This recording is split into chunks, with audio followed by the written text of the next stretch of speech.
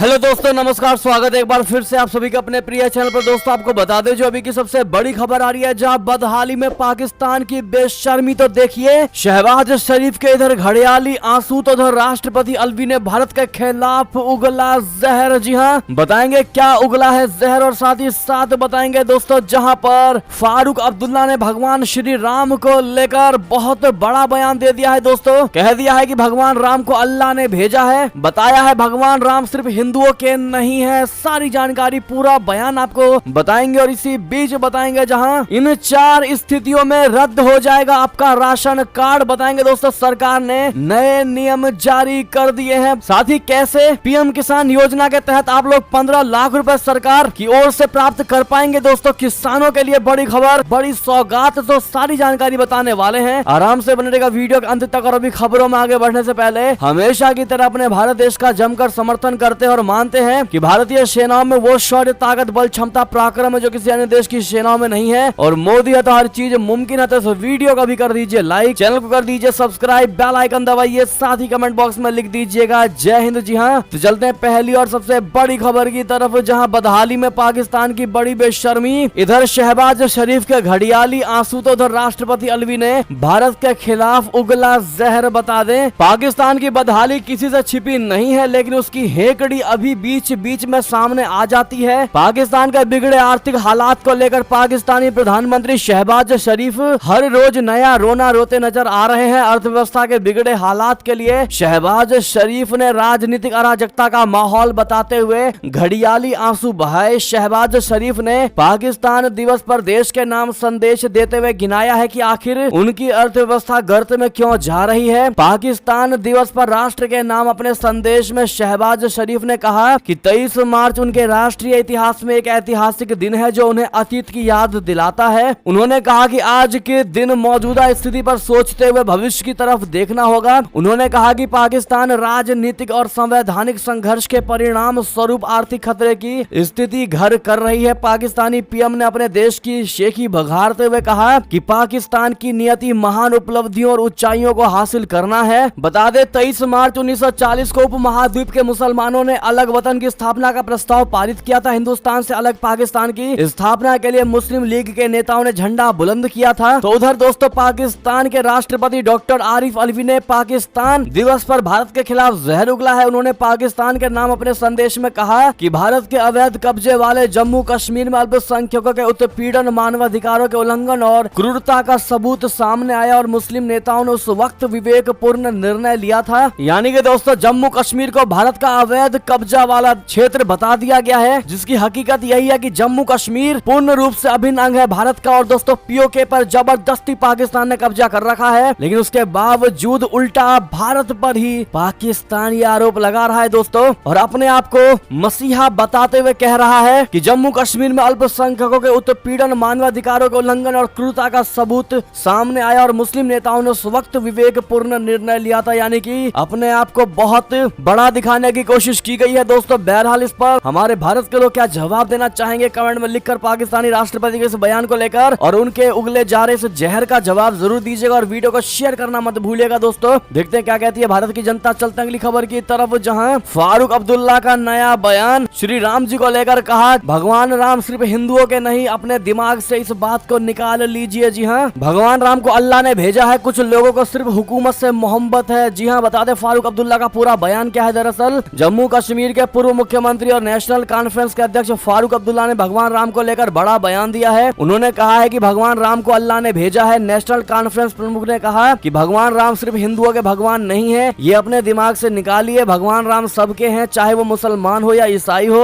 American हो या Russian हो, वो सबके हैं। उधमपुर में एक रैली को संबोधित करते हुए उन्होंने कहा कि जैसे अल्लाह सिर्फ मुसलमानों का नहीं सबका रब है, उसी तरह भगवान राम भी सबके हैं। ये लोग जो आपके सामने राम के पुजारी बनकर आते हैं, वो राम को बेचना चाहते हैं, वे बेवकूफ लोग हैं। उन्हें राम से कोई मोहब्बत नहीं है, उन्हें केवल हुकूमत से मोहब्बत है। दरअसल फारूक अब्दुल्ला ने परोक्ष रूप से बीजेपी पर निशाना साधा। जम्मू कश्मीर के पूर्व मुख्यमंत्री फारूक अब्दुल्ला ने चुनाव के ऐलान को लेकर भी भारतीय जनता पार्टी पर हमला बोला। उन्होंने कहा कि मुझे लगता है कि जब जम्मू कश्मीर में चुनावों की घोषणा होगी तो वे आम जनता का ध्यान भटकाने के लिए राम मंदिर का उद्घाटन कर देंगे। उन्होंने कहा कि राम सबके हैं, वे राम को बेचना चाहते हैं, लेकिन उन्हें राम से प्रेम नहीं है। वे किसी भी कीमत पर सत्ता में बने रहना चाहते हैं। जी हाँ, अब ऐसे में जिस प्रकार से दोस्तों उन्होंने कहा है कि भगवान राम को अल्लाह ने भेजा है और भगवान राम को बेचना चाहते हैं वो लोग। अब ऐसे में दोस्तों श्री राम जी को लेकर फारूक अब्दुल्ला ने जो ये बयान दिया है, ऐसा लग रहा है कि श्री राम जी के बारे में फारूक अब्दुल्ला को ही सारी जानकारी है बाकी, और हिंदू समुदाय को राम जी को लेकर इतनी नॉलेज नहीं है। ऐसा बयान से तो यही लग रहा है। बहरहाल अब आप क्या राय देना चाहेंगे दोस्तों, कमेंट में लिखकर अवश्य बताइएगा। जिस प्रकार से राम जी को अल्लाह ने भेजा है, इस प्रकार की बात कही गई है फारूक अब्दुल्ला के द्वारा, तो दोस्तों इस पर आपकी राय तो बनती है और वीडियो को लाइक करना बिल्कुल मत भूलिएगा। चलते अगली खबर की तरफ, जहां खालिस्तान समर्थकों की भारतीय उच्चायोग पर हमले के बाद यूके के विदेश सचिव का बयान, कहा सिक्योरिटी का करेंगे रिव्यू, ये बर्दाश्त नहीं करेंगे। जी हाँ, भारत में चल रहे खालिस्तान समर्थक अमृतपाल सिंह के मामले में लंदन में भी तूल पकड़ लिया है। हाल ही में रविवार यानी 19 मार्च को लंदन में स्थित भारतीय उच्चायोग में खालिस्तानियों ने तिरंगे को उतार दिया था। जो लगातार हमारी वीडियोस देखते हैं उनको पता होगा दोस्तों। इस बीच मामले की गंभीरता को समझते हुए विदेश सचिव जेम्स क्ले वर्ली ने भारत और ब्रिटेन के संबंध को लेकर बात कही। उन्होंने कहा कि भारत और यूके गहरे संपन्न संबंध साझा करते हैं। भारतीय उच्चायोग में कर्मचारियों के साथ हुई हिंसा स्वीकार करने लायक नहीं है। ब्रिटिश सरकार भारतीय उच्चायोग में सुरक्षा सुनिश्चित करेगी। ब्रिटेन के विदेश सचिव जेम्स क्ले वर्ली ने कहा है कि यूके में सभी देशों के विदेशी संस्थानों की सुरक्षा एक गंभीर मुद्दा है। विदेश सचिव का बयान खालिस्तान समर्थक समूहों के तरफ से बुधवार यानी 22 मार्च को लंदन में भारतीय उच्चायोग के बाहर फिर से विरोध प्रदर्शन करने के बाद आया। इस दौरान खालिस्तान समर्थक समूहों ने भारतीय उच्चायोग के मुख्य द्वार पर पानी की बोतलें और धुएं के गुब्बारे फेंके। आपको बता दें कि रविवार को खालिस्तानी समर्थकों ने भारतीय उच्चायोग के ऊपर से भारतीय झंडा उतार दिया था, जिसके बाद से स्थिति तनावपूर्ण हो गई। बहरहाल यूके के विदेश सचिव का बयान आ गया है दोस्तों और कह दिया है कि हम ये सब बर्दाश्त नहीं करेंगे और सिक्योरिटी का पूर्ण रूप से रिव्यू करेंगे। चलते अगली खबर की तरफ, जहां पाकिस्तान ने फिर की भारत से रिश्ते सुधारने की बात जम्मू कश्मीर के मुद्दे पर कह दी। अब ये बात बता दे, भारत पाकिस्तान के रिश्तों में जारी तनाव के बीच भारत में पाकिस्तान के उच्चायुक्त सलमान शरीफ ने कहा है कि पाकिस्तान भारत सहित सभी पड़ोसी देशों के साथ आपसी सम्मान के आधार पर शांतिपूर्ण संबंध चाहता है। उन्होंने कहा है कि पाकिस्तान बातचीत और कूटनीति के माध्यम से जम्मू कश्मीर विवाद सहित सभी लंबित मुद्दों को हल करने में विश्वास करता है। पाकिस्तान के उच्चायोग ने उच्चायुक्त सलमान शरीफ के हवाले से एक ट्वीट में कहा कि दक्षिण एशिया में अस्थायी शांति, स्थिरता और विकास के लिए जम्मू और कश्मीर के मूल मुद्दे को संयुक्त राष्ट्र के प्रस्तावों और कश्मीरी लोगों की इच्छा के अनुसार हल किया जाना चाहिए। पाकिस्तानी मिशन की तरफ से ये ट्वीट पाकिस्तान दिवस के मौके पर की गई है दोस्तों। वैसे में एक तरफ भारत के लिए जहर उगला जा रहा है और दूसरी तरफ भारत से संबंध सुधारने की बात कही जा रही है। बहरहाल दोस्तों, पाकिस्तान के इस दोहरे नीति,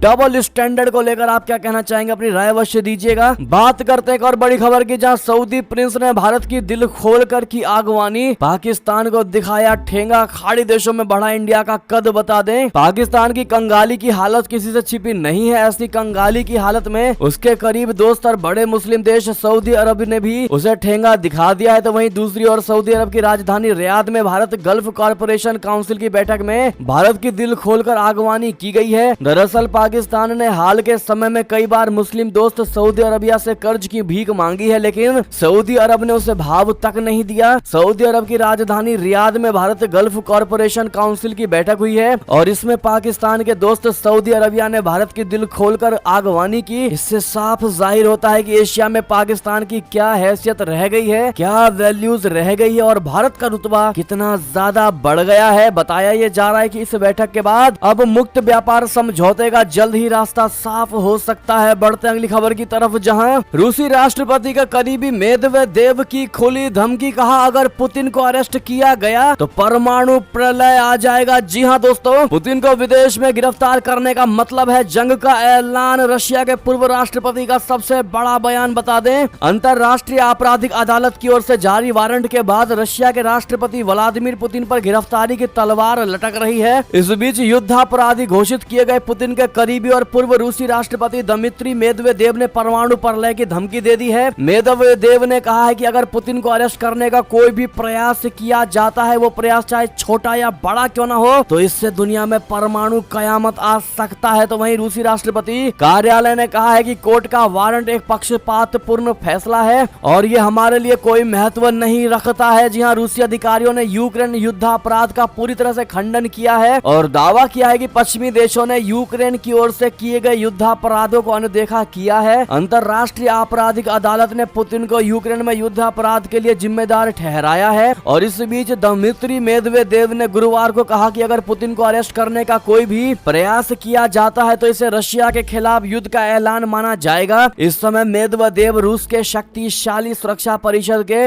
उप प्रमुख हैं। चलते हैं दोस्तों अगली खबर की तरफ, जहां भारत लाए जाने की अटकलों के बीच ओमान पहुंचा जाकिर नाइक। भगौड़े का कुछ इस तरह हुआ स्वागत। बता दें, भारतीय भगौड़ा और कट्टरपंथी इस्लामवादी उपदेशक जाकिर नाइक ओमान पहुंच गया है। मंगलवार को कई मीडिया रिपोर्ट्स में कहा जा रहा था कि जाकिर नाइक को ओमान से निर्वासित किया जा सकता है। भारत की ओर से कहा गया था कि ओमान में इसे न आने दिया जाए। इसके अलावा कहा जा रहा था कि जाकिर नाइक को भारतीय खुफिया एजेंसियां पूछताछ के लिए हिरासत में ले सकती हैं। लेकिन अब एक वीडियो सामने आया है जिसमें दिख रहा है कि जाकिर नाइक का स्वागत पुलिस सिक्योरिटी के साथ किया जा रहा है। जाकिर के साथ उसका बेटा फारिक नाइक भी है। इस वीडियो में जाकिर नाइक कार में बैठा है और उसके पीछे पुलिस की गाड़ियां चल रही हैं। एक अन्य वीडियो जारी कर जाकिर नाइक ने बताया है कि वो सुरक्षित ओमान पहुंच गया है। उसने ओमान की सरकार का स्वागत के लिए धन्यवाद दिया। जाकिर नाइक ओमान में एक राजकीय मेहमान है। जाकिर नाइक एक भारतीय इस्लामिक उपदेशक है जो 2017 से मलेशिया में रह रहा है। रिपोर्ट्स के मुताबिक ओमान की सरकार ने 23 और 25 मार्च को राजधानी मस्कट में 2 लेक्चर देने के लिए जाकिर नाइक को इनविटेशन दिया था, यानी आमंत्रित किया है। दोस्तों चलते अगली खबर की तरफ, जहां पाकिस्तान में मुफ्त आटा बांटने के दौरान मची भगदड़ जिसमें 2 लोगों की मौत की बड़ी खबर, जहां दाने दाने को तरस रहा जिन्ना का देश। बता दें, पाकिस्तान में लगातार आर्थिक संकट बढ़ता जा रहा है। इस बीच आटे की कमी देखने को मिल रही है। आटा पाकिस्तान में एक बड़ा संकट बनकर सामने आ रहा है। आटे के लिए लोग इस समय मरने मारने के लिए तैयार हैं। इस बीच खबर है कि मुफ्त आटे के चक्कर में 2 लोगों की जानें चली गई हैं। बताया जा रहा है कि पाकिस्तान के खैबर पख्तूनख्वा में मुफ्त में आटा बांटा जा रहा था। इस दौरान बड़ी संख्या में लोगों की भीड़ जुट गई। भीड़ जुटने के कारण भगदड़ मच गई जिसमें एक महिला और एक पुरुष की मौत हो गई। इसके अतिरिक्त 8 लोग घायल हो गए हैं। पाकिस्तानी पत्रकार इफ्तिखार फिरदौस ने एक वीडियो ट्वीट करके खराब हालातों के बारे में जानकारी दिया है। उन्होंने एक ट्वीट में लिखा है कि खैबर पख्तूनख्वा का बन्नू इलाका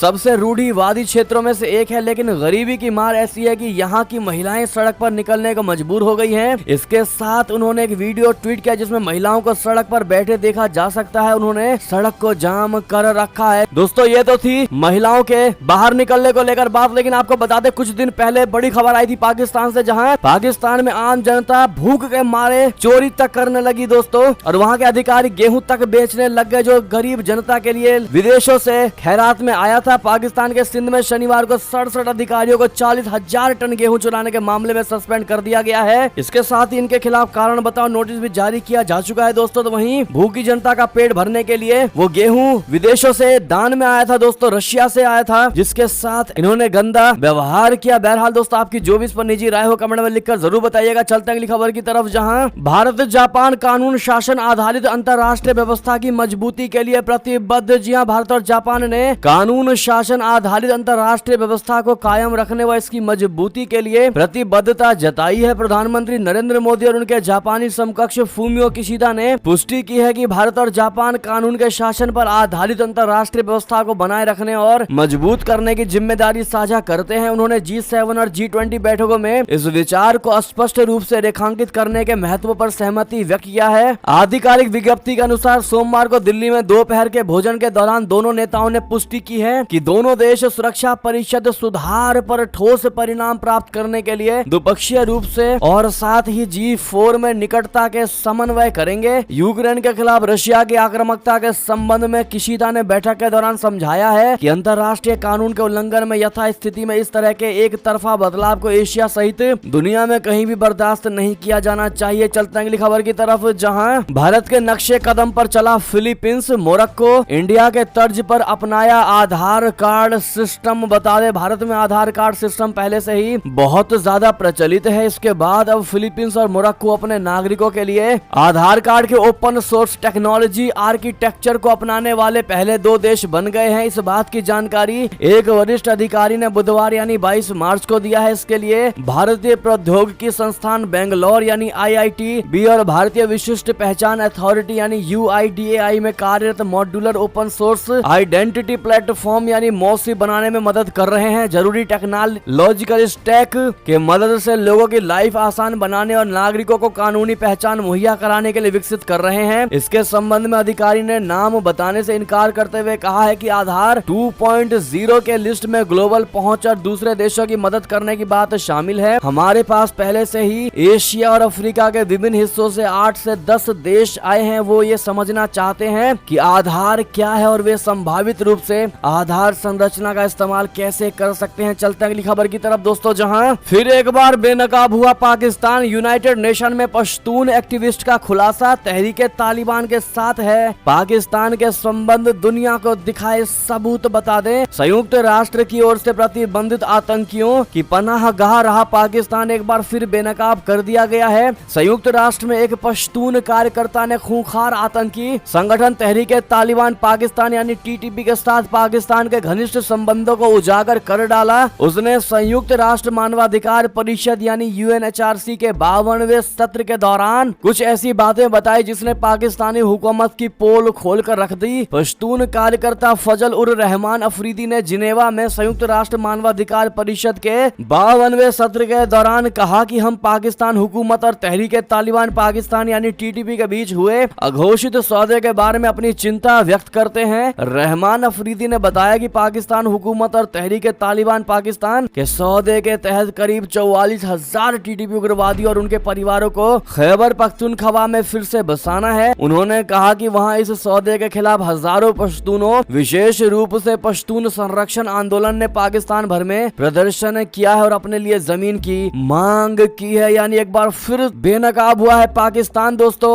और यूएन में इसकी पोल खोल कर रख दी गई है। चलते हैं एक और खबर की तरफ, जहां आर्मीनिया पर आक्रमण की तैयारी में अजरबैजान। ईरान ने क्यों दी पलटवार की धमकी, क्या है कनेक्शन बता दें। अजरबैजान और आर्मीनिया के बीच फिर युद्ध छिड़ने वाला है। हाल में ही अजरबैजानी सेना की सैकड़ों गाड़ियों को आर्मीनियाई बॉर्डर की तरफ जाते हुए देखा गया है। इनमें सेना के ट्रक, टैंक, तोप और बख्तरबंद गाड़ियां शामिल हैं। दावा किया जा रहा है कि अजरबैजानी सेना की तैनाती का मकसद आर्मीनिया की बाहरी दुनिया तक पहुंच को काटना है। इसके लिए अजरबैजान की सेना जंगेजूर कॉरिडोर पर कब्जे की तैयारी कर रही है। अजरबैजान के पास इजराइल और तुर्की से मिले कई खतरनाक हथियार हैं, तो वहीं आर्मीनियाई सेना काफी कमजोर है। 2020 में भी आर्मीनिया और अजरबैजान के बीच 3 महीने लंबा युद्ध हुआ था। जी हां दोस्तों, जंगेजूर कॉरिडोर के दोनों तरफ अजरबैजान फैला हुआ है। यह कॉरिडोर आर्मीनिया को ईरान के साथ जोड़ती है। अगर अजरबैजान ने जंगेजूर कॉरिडोर पर कब्जा किया तो इससे आर्मेनिया का संपर्क ईरान से कट जाएगा। ईरान शुरू से आर्मेनिया का समर्थन करता रहा है। ईरान और अजरबैजान के बीच इजराइल को लेकर पुरानी दुश्मनी है। ऐसे में आशंका है कि अगर अजरबैजान ने हमला किया तो ईरान हस्तक्षेप कर सकता है, क्योंकि इससे ईरानी हित प्रभावित होंगे। चलते अगली खबर की तरफ दोस्तों, जहां यूक्रेनी सैनिकों को ट्रेनिंग दे रहा ब्रिटेन। साल के अंत तक 20,000 कर्मियों को तैयार करना इसका लक्ष्य बता दे। बीते साल 24 फरवरी को शुरू हुई रशिया यूक्रेन जंग में हर दिन नया मोड़ देखने को मिल रहा है। हाल ही में इंटरनेशनल क्रिमिनल कोर्ट यानी आईसीसी ने युद्ध अपराध के आरोप में रूसी राष्ट्रपति व्लादिमीर पुतिन के खिलाफ अरेस्ट वारंट जारी किया। वहीं चीन के राष्ट्रपति शी जिनपिंग ने मॉस्को का दौरा किया, तो जापान के प्रधानमंत्री फूमियो किशिदा ने कीव का दौरा किया। दूसरी ओर पश्चिमी देश और अमेरिका लगातार यूक्रेन को सैन्य मदद दे रहे हैं। ब्रिटेन देश में 4 स्थानों पर यूक्रेनी सैनिकों को बुनियादी सेना कौशल प्रदान कर रहा है। ब्रिटेन ने साल के अंत तक यूक्रेन के 20,000 कर्मियों को प्रशिक्षित करने का लक्ष्य रखा है। वो भर्ती हुए 10,000 यूक्रेनी सैनिकों को 27 जून से प्रशिक्षित कर चुका है। ब्रिटेन की ट्रेनिंग टीम के कमांडिंग ऑफिसर मेजर ट्रक मिडलटन ने बताया कि यह प्रशिक्षण बहुत बुनियादी है। जो भी भर्ती होते हैं उनके पास बहुत कम सैन्य अनुभव होता है। चलते अगली खबर की तरफ दोस्तों, जहां गंगा ब्रह्मपुत्र नदियों में कम हो सकता है जल का प्रभाव, पाकिस्तान बनने का खतरा भारत का। जी हां, संयुक्त राष्ट्र ने भारत को दे दी है ये बड़ी चेतावनी बता दें। उत्तर भारत की जीवन रेखा कही जाने वाली सिंधु, गंगा, ब्रह्मपुत्र नदियों को लेकर संयुक्त राष्ट्र ने गंभीर चेतावनी दी है। संयुक्त राष्ट्र के महासचिव एंटोनियो गुतारेस ने आगाह किया है, यानी चेताया है कि आने वाले दशकों में ग्लोबल वार्मिंग के कारण हिमनद घटने से भारत के लिए बेहद महत्वपूर्ण सिंधु, गंगा और ब्रह्मपुत्र जैसी प्रमुख हिमालय नदियों में जल प्रवाह कम हो सकता है। International year of glacier preservation पर बुधवार को आयोजित एक कार्यक्रम में गुतारेस ने यह बयान दिया। उन्होंने पाकिस्तान जैसी बाढ़ की चेतावनी दी। गुतारेस ने कहा कि हिमनद पृथ्वी पर जीवन के लिए आवश्यक है। दुनिया के 10% हिस्से में हिमनद है। हिमनद दुनिया के लिए जल का एक बहुत बड़ा स्रोत भी है। गुतारेस ने चिंता व्यक्त की है कि मानव गतिविधियां ग्रह के तापमान को खतरनाक नए स्तरों पर लेकर जा रही है और पिघलते हुए हिमनद बेहद खतरनाक है। अंटार्कटिका में हर साल औसतन 150 अरब टन बर्फ घट रही है, जबकि ग्रीनलैंड की बर्फ और भी तेजी से पिघल रही है। वहाँ हर साल 270 अरब टन बर्फ पिघल रही है। चलते अगली खबर की तरफ दोस्तों, जहाँ भारत में आया कोविड-19 का नया वेरिएंट XBB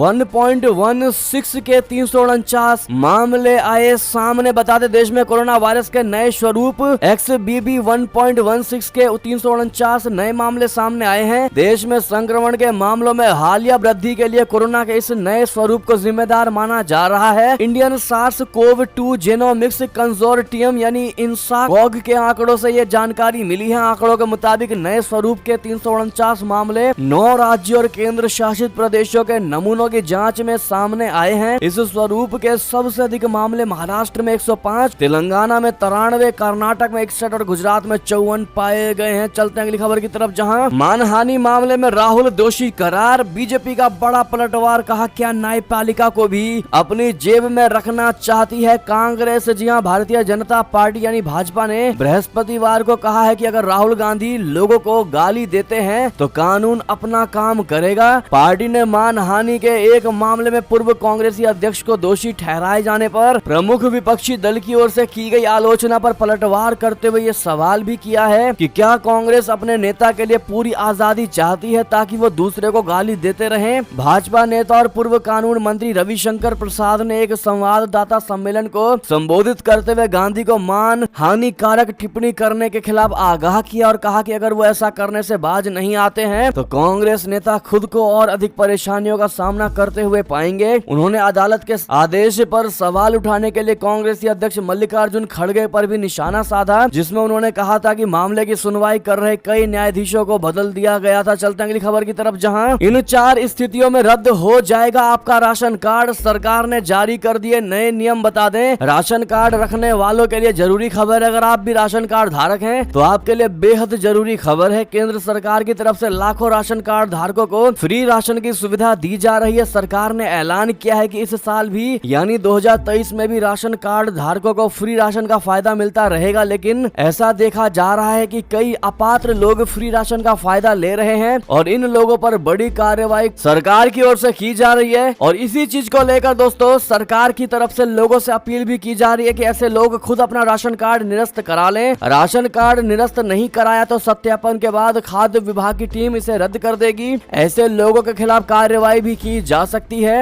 अब ऐसे में सरकार का नियम क्या है आपको बता दें, यदि किसी कार्ड धारक के पास खुद की आय से अर्जित 100 वर्ग मीटर का प्लॉट या फ्लैट या मकान या 4 पहिया गाड़ी या ट्रैक्टर, शस्त्र लाइसेंस, गांव में 2 लाख और शहर में 3 लाख सालाना से अधिक पारिवारिक आय है तो ऐसे लोगों को अपना राशन कार्ड तहसील और DSO कार्यालय में सरेंडर करना होगा। सरकार के नियम के अनुसार यदि राशन कार्ड धारक कार्ड को सरेंडर नहीं करता है तो ऐसे लोगों का कार्ड जांच के बाद रद्द कर दिया जाएगा। साथ ही उस परिवार के खिलाफ कानूनी कार्रवाई भी हो सकती है। इतना ही नहीं, ऐसे लोगों से जब से वो राशन ले रहा है तब से राशन की वसूली भी की जाएगी। बहरहाल दोस्तों, क्या आपके नजर में भी ऐसे लोग हैं जो अपात्र होने के बावजूद भी राशन कार्ड से राशन का लाभ उठाते हैं? दोस्तों चोरी छिपे कमेंट में लिखकर अवश्य बताइएगा, क्या वास्तव में ऐसे लोग हैं? साथ ही साथ दोस्तों ये थी अब तक की सारी बड़ी खबरें। आपको हमारी खबर कैसी लगी? आशा करता हूँ बहुत अच्छी लगी होगी। अगर थोड़ी भी अच्छी लगी है तो इस वीडियो को भी अपने भाई बंधुओं में व्हाट्सएप, फेसबुक, ट्विटर के जरिए पूरे भारत में शेयर करना बिल्कुल मत भूलिएगा। और अभी कर दीजिए इस वीडियो को लाइक, चैनल को कर दीजिए सब्सक्राइब, बेल आइकन दबाइए। साथ ही कमेंट बॉक्स में लिख दीजिएगा जय हिंद जय भारत। तो मिलते हैं आपसे अगली बड़ी खबर में, तब तक अपना ख्याल रखिए। आप सभी का बहुत बहुत धन्यवाद साथ देने के लिए, साथ बने रहने के लिए। जय हिंद जय भारत।